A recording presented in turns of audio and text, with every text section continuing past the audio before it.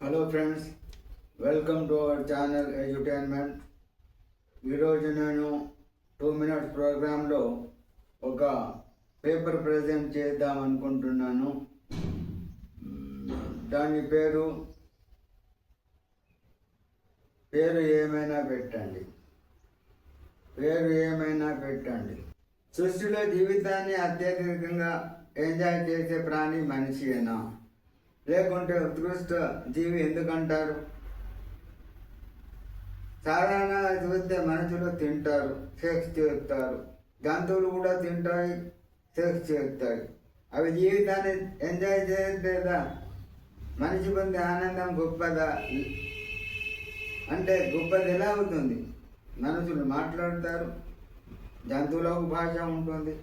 Max బీర్బామ్ దృష్టిలో రెండింటి మధ్య తేడా ఏంటంటే జంతువులలో సెన్స్ ఆఫ్ హ్యూమర్ ఉండదు. నవ్వు ఆనందాన్ని అందిస్తుంది. హ్యూమర్ అవసరం. ఎంతమంది జీవితంలో నవ్వుకు నోచుకుంటారు. సరే ఏదో సందర్భంలో నవ్వని మనిషి ఉండడు. నవ్వడానికి, నవ్వించడానికి హృదయ పవిత్రత అవసరం. మనిషికి ఆ పవిత్రత ఉందా?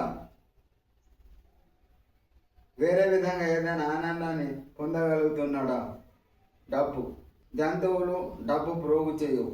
మనిషి డబ్బు కూడా పెట్టి సంతోషపడతాడు. డబ్బు సంపాదించడానికి ఎన్ని బాటలు పడతాడు, శ్రమిస్తాడు, దొంగతనం చేస్తాడు, మోసాలు చేస్తాడు, వేషాలు వేస్తాడు, నేరాలు చేస్తాడు, అవినీతిని ఆయుధంగా వాడుకుంటాడు. అవి జంతువులు చేయలేవు. అందుకే జంతువుల కన్నా మనిషి ఆనందంగా జీవిస్తాడు. లేకుంటే తేడా ఏముంది? ఈ విధమైన కాన్సెప్ట్ అప్రూవ్ అవుతుంది మరియు రేపు పాఠ్యాంశంగా పొందుపరచబడుతుంది కూడా అనడంలో సందేహం ఏమాత్రం లేదు. విద్యా వ్యవస్థ, విద్యా విధానం అంతా దినదినం మారిపోతుంది. మళ్ళీ ఈ వ్యవస్థ AI ద్వారానే సంస్కరించబడవచ్చు, సంస్కరణ చెందుతుంది కూడా.